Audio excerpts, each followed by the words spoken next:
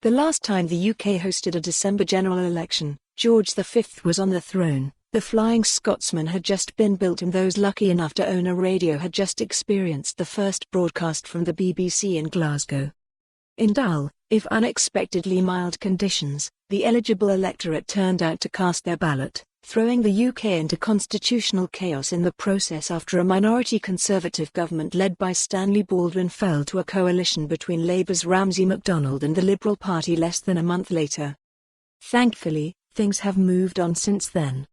As Scotland heads to the polls for the first December vote since 1923, the result of this election is likely to be similarly contentious. Here is everything you need to know about casting your ballot on Thursday. When can I vote? Polling stations across the UK open from 7 a.m. on Thursday morning and close at 10 p.m. the same night. That gives you 15 hours to cast your ballot, but even if you are late, there is still an opportunity to have your voice heard.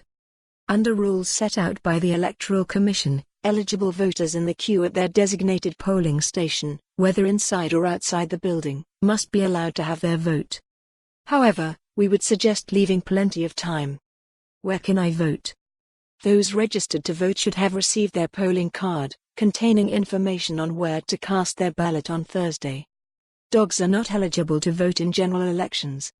Most polling stations are in community centres, schools or a public building in your area, but this varies depending on where you live.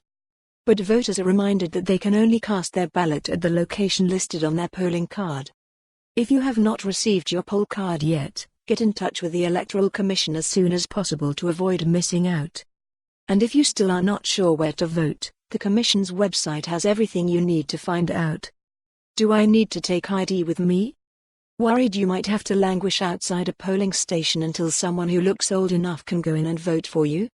Fear not, it's a general election, not a bottle of Frosty Jacks. You do not need to take identification or your polling card with you to the polling station. As long as you are registered to vote, your name will be on the list. Staff will need to cross you off and will check your address. But that is it. Once again, you do not need to take identification or your polling card with you to the polling station. Can I still register to vote? No. Can I have a postal vote instead? No, the registration deadline for a postal vote passed on November 26. What about a vote by proxy?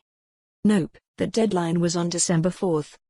When will we find out the reason? For more on this story, visit the news article link.